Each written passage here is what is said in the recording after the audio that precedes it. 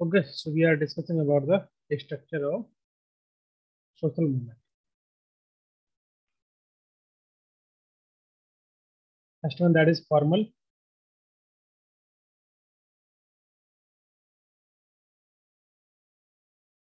Centralized structure. Second, हम discuss किए informal.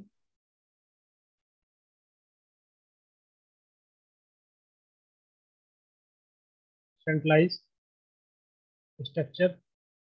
Third number पे डिस्कस कर रहे थे हम लोग formal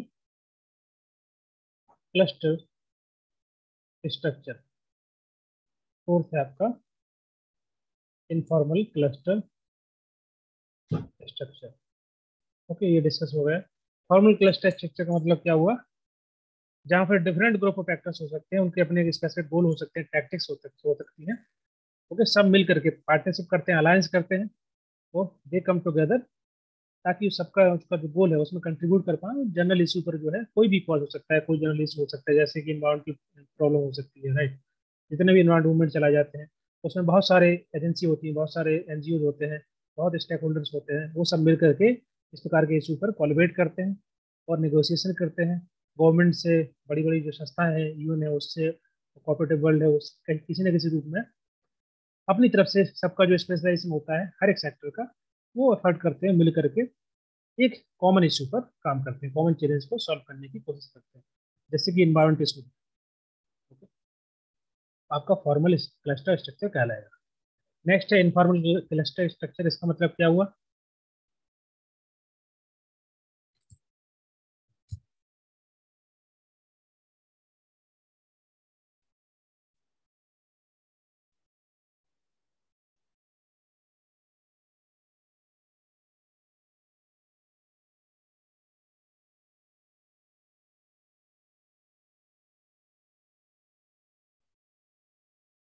recording, I think recording हो रहा है ना? हाँ, रिकॉर्डिंग हो रहा है. Okay. It's ideology based movement. Ideology based सभी मूवमेंट है कहीं ना कहीं, अगर आप उसको देखेंगे. देखिए, इनफॉर्मल क्लस्टर स्ट्रक्चर क्या होता है कि शुरुआत में हो सकता है कि वो इनफॉर्मल रहे, लेकिन धीरे धीरे वो फॉर्मलाइज भी हो जाता है. और आइडियोलॉजी तो कोर्स मोर और लेस सबकी लगभग एक ही जैसी होती है कि फोकस तो उनका एक किसी न किसी एक इशू पर होता है, एक सेंट्रलाइज बॉडी ऑफ थॉट होता है, उस पर काम करते हैं, पार्टिसिपेट करते हैं. Okay.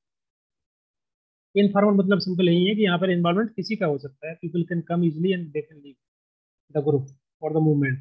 So that is simple informal cluster structure. जहाँ पर आना जाना आसान होता है, लोगों को पार्टिसिपेट करना आसान होता है, वो आपका यहाँ पर लेस और यहाँ से लिटिल रेस्ट्रिक्शंस होता है just to join the movement, वो आपका इनफॉर्मल क्लस्टर स्ट्रक्चर कहलाता है. Okay. It is ideology based movement. हाँ, बिल्कुल करेक्ट है. Okay. Goal overall, an abstract goal that is the straightforward to identity which is based on the emergence of collective identity. Okay, correct. जैसे feministic movement है. Okay. Ethnicity आधारित कोई movement है. इस प्रकार के जो मूवमेंट होते हैं वो आपके इन्फॉर्मल क्लस्टर स्ट्रक्चर में आएंगे. यहाँ तक क्लियर है सभी को? कोई डाउट है तो बताइए. ये तो नेक्स्ट हम लोग टॉपिक डिस्कस करेंगे, लीडरशिप इन द मूवमेंट. कि लीडरशिप का क्या रोल होता है, क्या फंक्शन होता है लीडर का किसी मूवमेंट को आगे बढ़ाने में, ओके, सही डायरेक्शन देने में, ताकि जो सोशल मूवमेंट का गोल है उसको कैसे अचीव करना है विद इफेक्टिवली. इसमें किसी को डाउट है?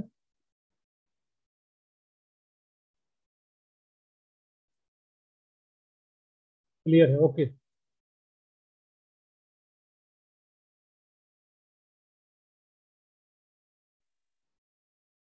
देखिए, हम लोगों का एग्जाम वैसे अगस्त में ही होगा. ओके. 99% चांसेस तो है. तो I think we have enough time, so हम लोग थ्योरी कंप्लीट कर लेंगे, जैसे कि यूनिट 4 तक हो गया है. तो हम लोग यूनिट 5 डिस्कस करेंगे.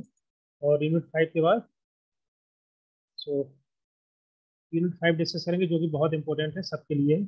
आप चाहे नेट का एग्जाम दें, चाहे पीएचडी के लिए एंट्रेंस एग्जाम दें, चाहे आपका इंटरव्यू होगा उसके लिए, यूनिट 5 तो बहुत ज़्यादा इंपॉर्टेंट है, पेपर 1 में भी आता है. तो इसको पढ़ेंगे अच्छे से. और मैं सोच रहा कि उसके बाद यूनिट 9 डिस्कस करेंगे, यूनिट 10. बाकी जो 6, 7, 8 है, इसमें से देखिए ये जो यूनिट है इसमें बहुत सारी, देखिए इसमें बहुत सारे स्कीम्स है, उसमें तो कुछ समझाने वाला कुछ है नहीं, आपको पढ़ना ही है, रटना है. तो जो अभी करंट में स्कीम है उसका मैं बना दूंगा अलग से वीडियो, या उसका पीडीएफ शेयर कर दूंगा। ओके। और इसके अलावा करंट अफेयर का एक मॉक टेस्ट बनवाया अभी, जिसमें पिछले एक साल का करंट अफेयर जो अच्छी स्कीम्स है अभी प्रेजेंट टाइम में सोशल इश्यू को लेकर के, उनको डालेंगे। और 7 8 8 में जैसे कॉन्स्टिट्यूशन वाला पार्ट है तो वो तो आपको पढ़ना ही है, राइट। उसमें क्या समझना है, वो तो आपको रटना है। हाँ, कोई टॉपिक अगर आपको लग रहा है कि जिसको समझने की जरूरत है तो आप बता सकते हैं, उसको मैं अलग से बना दूंगा, उसका क्लास ले लेंगे हम लोग। बाकी यूनिट 9 यूनिट 10 यहाँ से क्वेश्चन बहुत सारे आते हैं, तो इसको हम लोग बढ़िया से पढ़ेंगे अच्छे से। तो ये 3 यूनिट पर ज़्यादा फोकस करना है फिलहाल। बाकी फिर हम लोग बची हुई 6 7 8 यूनिट में जो भी आपको टॉपिक लग रहा है कि वो दोबारा समझने की जरूरत है, then we can also discuss that topic in any class. उसके बाद हम लोग डिस्कस करेंगे पीवाईक्यू, राइट। पीवाईक्यू डिस्कस करेंगे आप पिछले 2021 से लेके आपके 2014 तक 15 तक एटलीस्ट 5 सालों के 6 7 सालों के जो कि प्रेजेंट टाइम में जो पैटर्न है उसके आधार क्वेश्चन होंगे, उनको डिस्कस करेंगे। ओके। पीडीएफ जल्दी शेयर कीजिए राज सर। बिल्कुल पीडीएफ जल्दी शेयर करेंगे।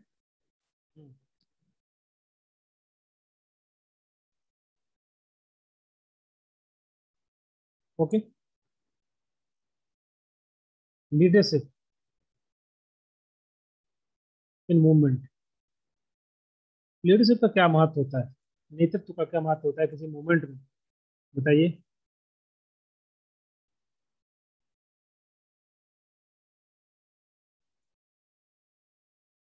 ऑलरेडी डिस्कस कर चुके हैं हम लोग।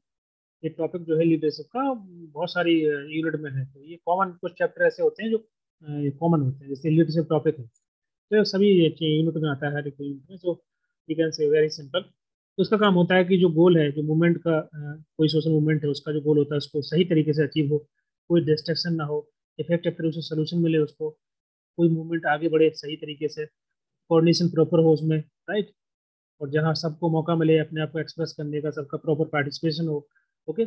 और एक लीडर का काम होता है इन लोगों को इंकरेज करना, मोटिवेट करना, ताकि सही डायरेक्शन में सही पाथ पर वो फोकस करें। ये सभी के सभी काम होते हैं एक लीडर के।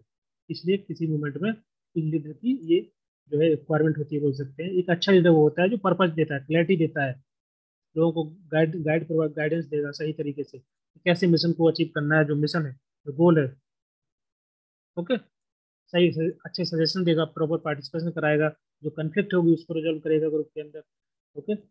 सही मार्गदर्शन देगा, गाइड करेगा। तो ये फंक्शन होते हैं एक लीडर के। हम बात करेंगे प्रोसेस ऑफ सोशल मूवमेंट। कोई भी सोशल मूवमेंट आगे बढ़ता है, ग्रो करता है, उसका प्रोसेस कौन कौन सा है?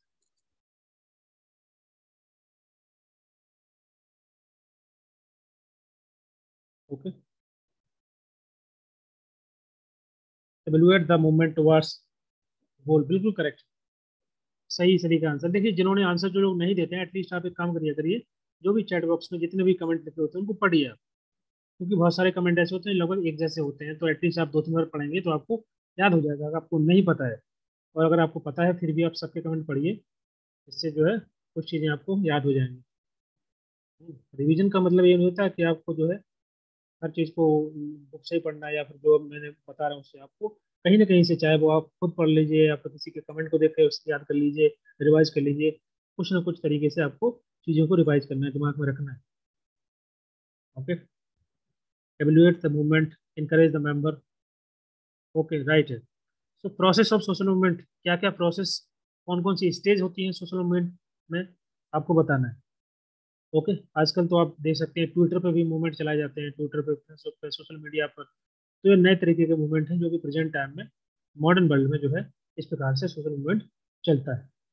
कोई भी मूवमेंट स्टार्ट होगा पहले उसको सोशल मीडिया पे जो है उसको लाया जाता है, धीरे धीरे करके उसको ट्रेंडिंग, ये ट्रेंडिंग में आता है, फिर धीरे धीरे करके वो मूवमेंट आगे बढ़ता है। तो ये भी एक नया तरीका है एक्टिविज्म का और किसी मूवमेंट को आगे बढ़ाने का। Okay. Stimulate coordination action emergency. Okay. यहाँ पर हर्बर्ट बिल्मर के द्वारा यहाँ पर 4 स्टेज दी गई है सोशल मूवमेंट की। कौन कौन सी है? पहला है, बताइए कौन कौन सी है? Social ferment. फर्मेंट का मतलब होता है किसी चीज का बनना, इमरजेंस होना। ओके। दूसरा है पॉपुलर एक्साइटमेंट, कि उस इशू को लेकर के जो है लोग जो है इकट्ठे होते हैं, बात करते हैं, डिस्कस करते हैं, सेंसिटाइज होते हैं लोग, उसके बारे में बातचीत करेंगे। ओके, उसको हम बोल सकते हैं काइंड ऑफ कोलिजन्स, मतलब अपने जो आइडिया है उसका आदान प्रदान, लेन देन, समझना, एक दूसरे को अंडरस्टैंड करना, तभी तो मूवमेंट आगे बढ़ेगा। जब लोग एक दूसरे को समझेंगे, ओके, किस पे क्या प्लान ऑफ एक्शन होना चाहिए, राइट, किस चीज़ पे मार्च करना है, नेटवर्क बनाना, रिसोर्स कलेक्ट करना, ये सभी आते हैं इसमें। फॉर्मलाइजेशन, फॉर्मलाइजेशन का मतलब क्या होता है कि वो काइंड ऑफ इंस्टीट्यूट वो करना है इसको, मतलब एक लीगल वे में, एक सही तरीके में, वैधानिक तरीके से उसको आगे बढ़ाना, फॉर्मलाइज करना। हो सकता है कि किसी संस्था को बना करके, बहुत सारे ऐसे शुरुआत में अपने मूवमेंट देखे होंगे, वो इनफॉर्मल होता है, लेकिन धीरे धीरे करके लोग जो है उनको पता है कि मूवमेंट आगे बढ़ेगा, तो एक फॉर्मल तरीके से उसको ले जाते हैं, ताकि उसको जो है मूवमेंट को आगे बढ़ाने में आसानी होती है। तो ये इंस्टीट्यूशनलाइजेशन, उसको एक वैधानिक तरीके से आगे बढ़ाना। ओके,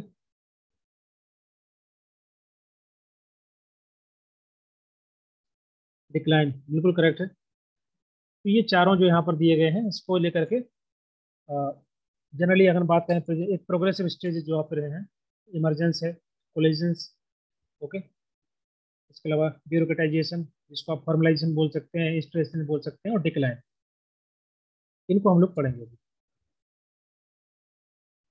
ओके, वन सेकंड, एक एक करके बताइए, इमरजेंस का मतलब क्या हुआ?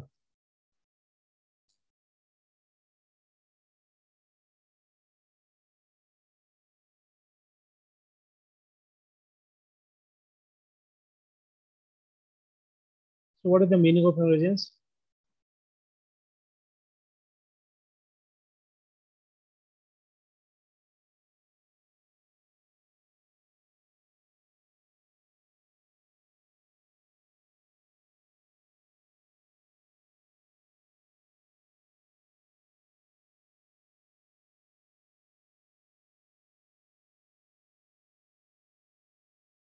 The third stage is known as the bureaucratization, the stage defined by the Blummer as the formalization.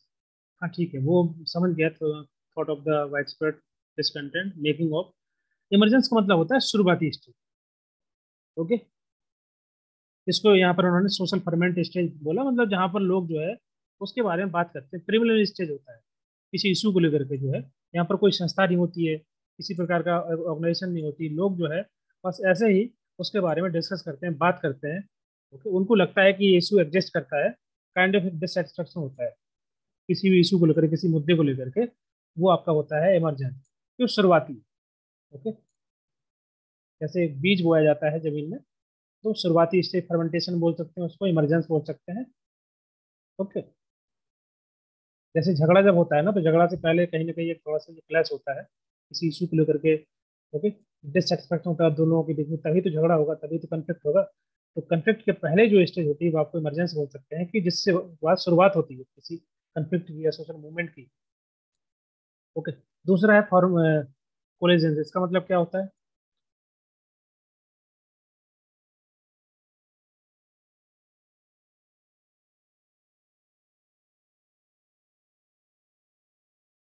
Clearly define the sense of this content. It is most likely individual action rather than collective action. Okay,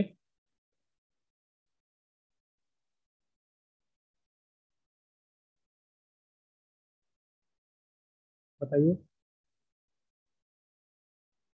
coming together to form the, जैसे कि हम लोग discuss किए थे ना वहाँ पर, parliament के द्वारा जो स्टेज दी गई थी उसमें, फॉर्मिंग का जो स्टेज था कहीं ना कहीं कोलिजन्स बोल सकते हैं उसको, जहाँ पर लोग जो है क्या काम करना है, प्लान ऑफ एक्शन तैयार करना, डेवलप करना सोशल मूवमेंट के लिए। ओके, प्रोटेस्ट मार्च वगैरह तैयार करना, कैसे करना है, ये सभी नेटवर्क तैयार करना, मीडिया के माध्यम से, मीडिया के माध्यम से जो एक्टिविस्ट होते हैं उनको लेना, क्योंकि बहुत सारे रिसोर्स की रिक्वायरमेंट होती है, उनको कलेक्ट करना। तो ये जो है कोलिजन का मतलब होता है कहीं ना कहीं एक पॉपुलर स्टेज है, जहाँ पर लोग इकट्ठे होते हैं, समस्या जो भी जिस इशू को लेकर के इकट्ठे हो रहे हैं उसके रिगार्डिंग तैयारी करते हैं, प्लानिंग करते हैं।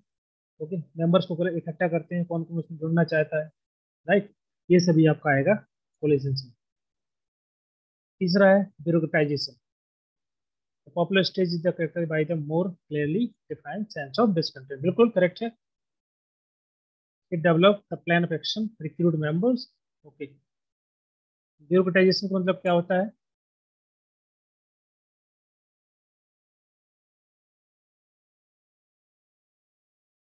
जहाँ पर ग्लमर के द्वारा इसको फॉर्मलाइजेशन बोला गया, हायर लेवल ऑर्गेनाइजेशन, बिल्कुल। एक बड़े मूवमेंट को एक संस्था के रूप दे देना उसको, ताकि वो सही तरीके से आगे बढ़ पाए। और मूवमेंट लेजिटिमाइट कराना, बिल्कुल सही लिखा है। टू मेक मूवमेंट लेजिटिमाइट, एक वैधानिक तरीके से, क्योंकि कभी कभी ऐसा मूवमेंट चला जाता है तो अगर किसी प्रकार का कन्फ्लिक्ट होता है तो पुलिस के द्वारा, सिस्टम के द्वारा, गवर्नमेंट के द्वारा उसको रोक दिया जाता है। तो अगर वो एक फॉर्मल तरीके से कोई मूवमेंट चलेगा, बहुत सारे मूवमेंट हैं जो कि अभी तक चल रहे हैं या चलते आए हैं बहुत समय, लंबे लंबे समय तक, क्योंकि वो उनको कहीं ना कहीं एक वैधानिक, उनको जो है एक ऑर्गेनाइजेशन बन गया था, एक फॉर्मल तरीके से उन्होंने किसी मूवमेंट को आगे बढ़ाया। तो सिस्टम के द्वारा भी उसको नहीं रोका गया, पुलिस के द्वारा भी नहीं रोका गया, और वो काफी लंबे समय तक चलता है ऐसा कोई भी मूवमेंट। तो ऐसे गोल को अचीव करने के लिए सबसे पहले हम जो है मूवमेंट को फॉर्मलाइज करते हैं, उसको ब्यूरोक्रेटाइज करते हैं, ताकि उस सिस्टम को पता हो कि उस किस प्रकार का मूवमेंट चला जा रहा है। Okay, collision with strategy to make movement next. Next है डिक्लाइन। डिक्लाइन का मतलब क्या होता है? डिक्लाइन का मतलब पता ही होगा। डिक्लाइन का मतलब होता है कि कोई भी मूवमेंट अब जब स्टार्ट हुआ है तो ऑफकोर्स उसका एक दिन तो अंत आना ही आना है। वो किसी भी रूप में हो सकता है कि वो मूवमेंट सक्सेस हो जाए। तो अब सक्सेस हो जाएगा मूवमेंट, तो ऑफकोर्स उसका क्या काम है? जो पर्पस था, जिस उद्देश्य के लिए मूवमेंट चलाया गया था, अगर वो फुलफिल हो रहा है, लोगों की समस्याएं सॉल्व हो रही है, तो सक्सेस हो जाएगा और वो डिक्लाइन कर जाएगा। सर, क्या डिवीजन ऑफ लेबर ब्यूरोक्रेटाइजेशन पे आता है? नहीं समझे क्या आप पूछ रहे हैं?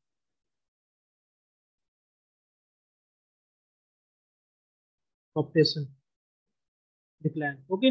या तो उसको दबा दिया जाएगा सिस्टम के द्वारा, गवर्नमेंट के द्वारा, या फिर जो संस्था बनाई गई है सोशल मूवमेंट के लिए, वो संस्था ही सही तरीके से नहीं चल पाएगी आगे तक, और वो फेलियर हो जाएगा उसके अंदर। तो जो कहीं ना कहीं खत्म हो जाएगा, या फिर वो जो मेन स्ट्रीम सोसाइटी है उसमें उनका जो है जुड़ जाते हैं, जैसे कि नेक्स्ट लाइक मूवमेंट होते हैं। कभी कभी क्या होता है, वो लोग हथियार डाल देते हैं, वो मेन स्ट्रीम सोसाइटी में आ जाते हैं, उसका हिस्सा बन जाते हैं। तो जैसे कि बहुत जगह पर सरकार के द्वारा कोशिश की जाती है कैसे वो एक मेन स्ट्रीम सोसाइटी का हिस्सा बने, तो कभी कभी ऐसे मूवमेंट जो अंडरग्राउंड या नेशनलाइट के द्वारा चलाए जाते हैं, वो कभी कभी खत्म हो जाते हैं, वो मेन स्ट्रीम में आ जाते हैं, हथियार त्याग देते हैं, छोड़ देते हैं, कॉम्पिटिशन या असमिलेट हो जाते हैं सोसाइटी के अंदर।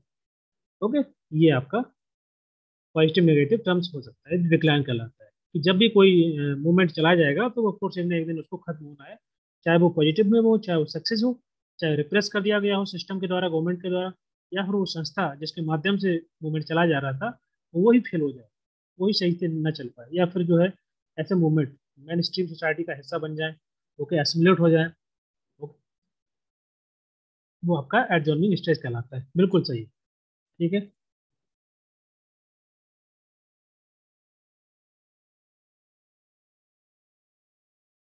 यहाँ तक क्लियर है? किसी को कोई डाउट है?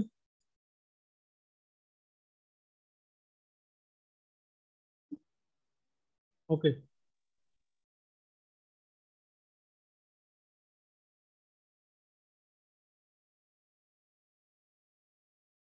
नेक्स्ट हम लोग देखेंगे ideology.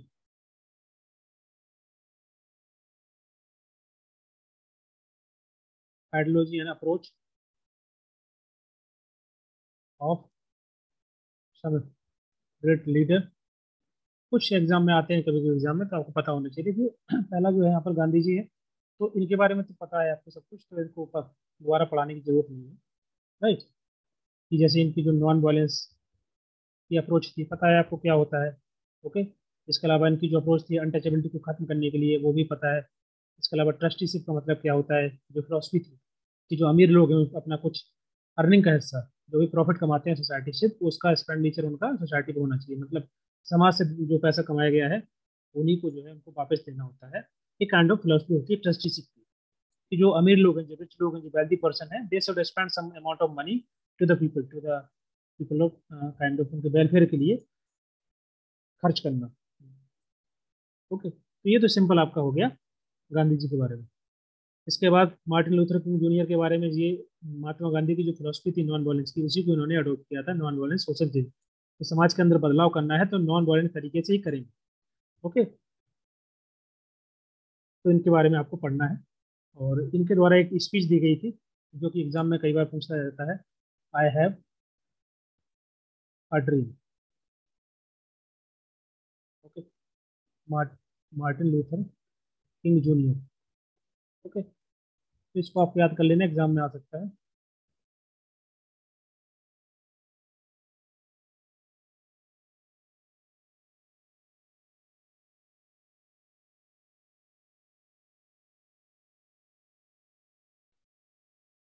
I have dream speech काफी फेमस हुई। देखिए इसका मतलब क्या होता है, आई हैव ड्रीम। जैसे कि एक लीडर के द्वारा जब स्पीच दी जाती है तो कहीं ना कहीं उनके पास कोई कॉन्टेक्स्ट होना चाहिए ना। तो इन्होंने इनका जो कॉन्टेक्स्ट था ड्रीम को लेकर के कि मतलब जो आने वाला समय होगा उनको ऐसा दिख रहा है सपने में कि ये जो बेसिकली इनका जो फोकस था मार्टिन लूथर किंग का, इन्होंने जिस अप्रोच को अपनाया था सोशल चेंज के लिए, समाज के अंदर बदलाव के लिए, स्पेशली जो ब्लैक पर्सन थे, राइट, उनके लिए। तो ये इनका ऐसा मानना था आई हैव द ड्रीम में कि आने वाला समय में क्या क्या वो सोच के रखे हैं एज ए लीडर, पब्लिक के लिए, सोसाइटी के लिए, वो सभी के सभी ड्रीम उनके पूरे होने वाले हैं फ्यूचर में। उन सब के बारे में वो उन्होंने इस स्पीच में बताया। ओके, तो ये दोनों के दोनों लीडर जो थे नॉन वायलेंट टैक्टिक को इन्होंने अपनाया, तरीके को अपनाया समाज के अंदर सोशल चेंज के लिए, सामाजिक बदलाव के लिए। ओके, इसके बाद तीसरे जो है French Fanon.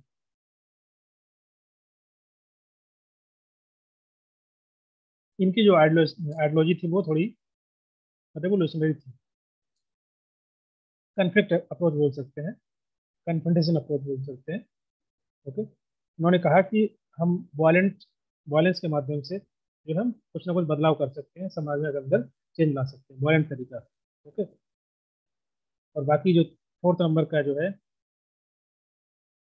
Sol Ernest, he also the kind of, इनकी जो अप्रोच थी या जो आइडियोलॉजी थी that is also violent way, reactionary या बोल सकते हैं कन्फ्लिक्ट वे। ओके, अभी थोड़ा सा इनके बारे में पढ़ लेते हैं, फ्रेंच फैनॉन के बारे में एग्जाम में आया था।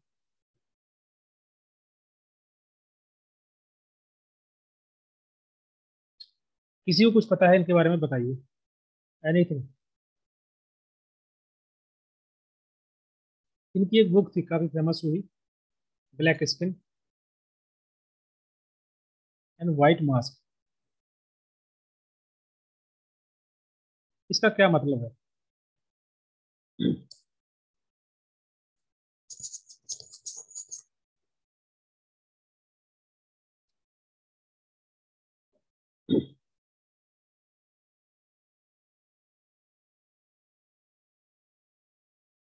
इनके द्वारा बोला गया कि जो व्हाइट पीपल हैं उन्होंने हमारे समाज को, सोसाइटी को, नेटिव लोगों को डीह्यूमनाइज किया और डी कल्चर किया।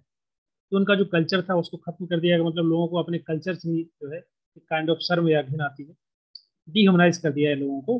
तो उनकी जो खुद की आइडेंटिटी आइडेंटिटी थी वो तो भूल गए हैं और दूसरों की तरह बनना चाहते हैं।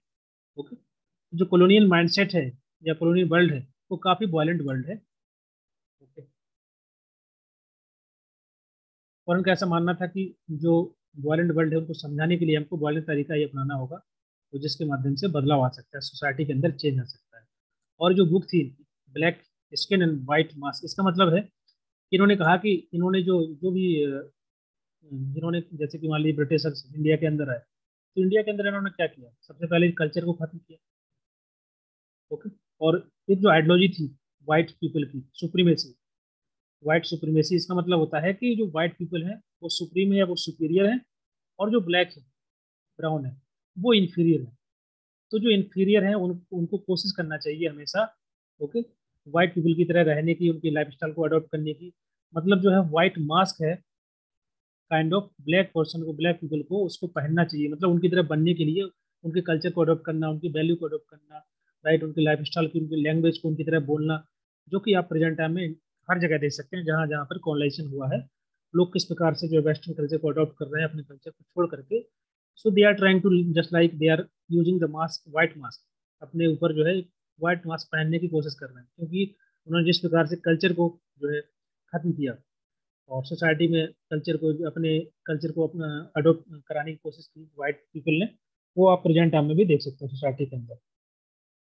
ओके, तो इनके द्वारा कुछ बुक्स वगैरह लिखी गई, इसको आप पढ़ लेना, जो कि मैंने नोट्स में डाला हुआ है। पहला बुक है black skin and white mask, जो 1952 में।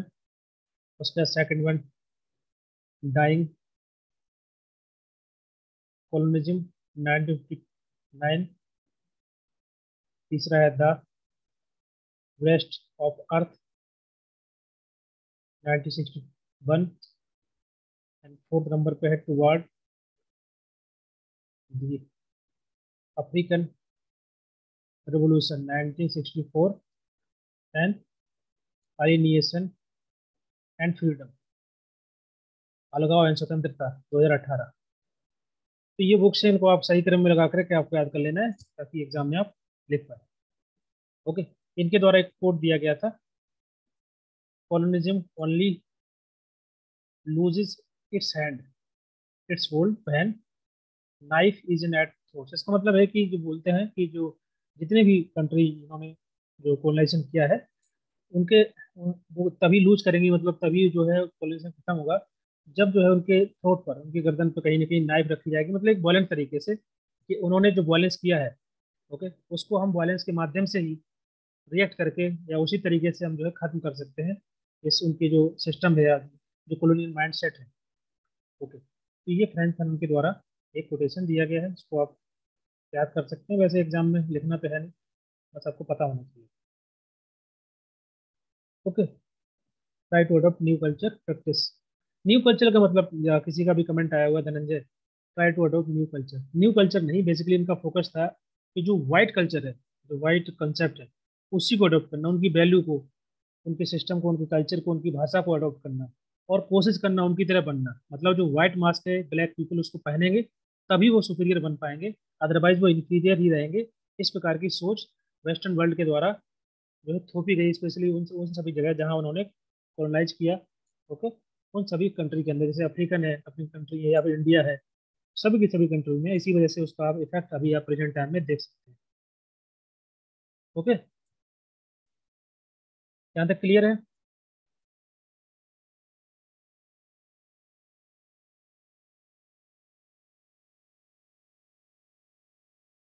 और जो भी हमें यहाँ पर पढ़ाते हैं, प्लीज आप जो नोट्स आपको दिए गए हैं उसको आप पूरा रिवाइज करिए, ठीक है?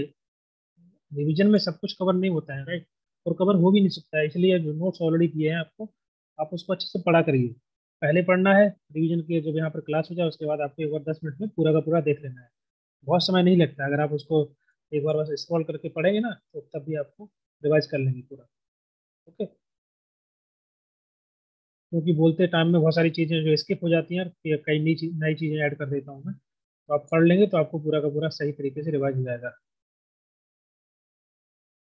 Book's name and years, as you told about the black skin and white mask. Share the book's name. Book's name ही, ये बुक्स का नाम ही है, मैंने बताया ना कि black skin white mask.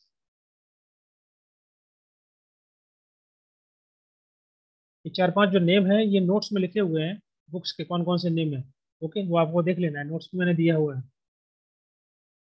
Clear है धनंजय?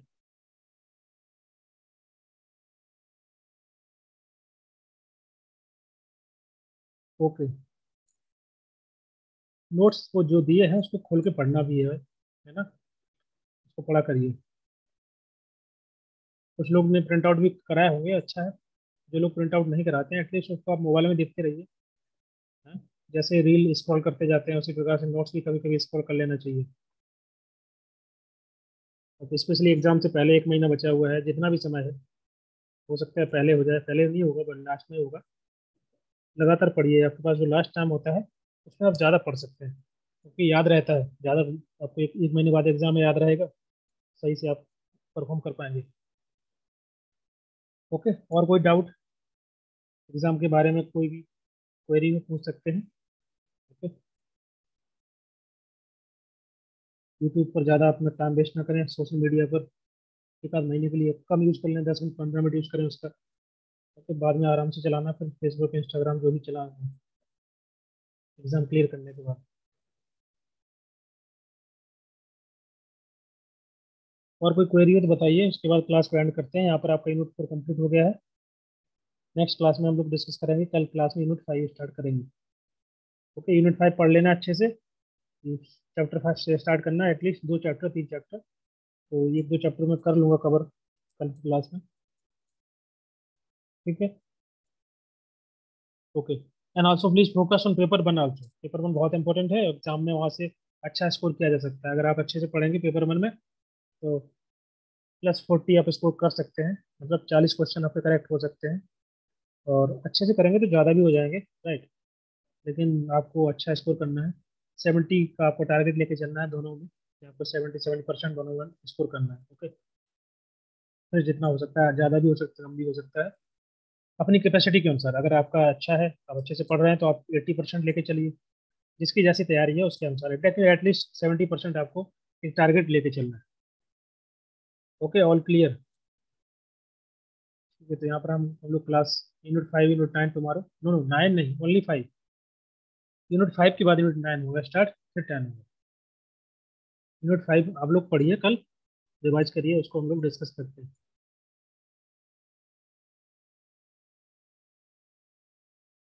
हाँ, सोशल वर्क जब मैंने एग्जाम दिया था उसके बाद भी लास्ट में हुआ था, और जब से मैं पढ़ा रहा हूँ 2 साल से, तब से लास्ट में ही हो रहा है। ओके, लास्ट में ही होता है सोशल वर्क एग्जाम, मतलब एग्जैक्ट लास्ट में नहीं, एक दिन पहले या 2 दिन, मतलब जनरली जो शुरुआत में हो जाते हैं एग्जाम, लास्ट का जो सोशल वर्क रह जाता है, 1 2 डेट आगे पीछे रहता है। ओके, जल्दी आ जाएगा, डेट आ जाएगा सब्जेक्ट वाइज, तो उससे देख लेना। और जब तक जो ऑफिशियल नोटिफिकेशन नहीं आता है, प्लीज आप टाइम वेस्ट मत करिए। ये सब सोशल मीडिया पर, यूट्यूब पर बहुत सारे लोग जो है, जो पैसे कमाने के लिए वीडियो बनाते रहते हैं ताकि लोग, स्टूडेंट उसको देखें, उसका कोई यूज नहीं है। ठीक है, आप लोग बड़े हैं, मास्टर्स कर रहे हैं, बहुत सारे लोग PhD कर रहे होंगे, तो ये सब वीडियो देख करके टाइम वेस्ट मत करिए। जो ऑफिशियल नोटिफिकेशन होगा वो आपको ग्रुप में मिल जाएगा। पढ़ाई पे ध्यान दीजिए। ठीक है, okay. Good night to all of you.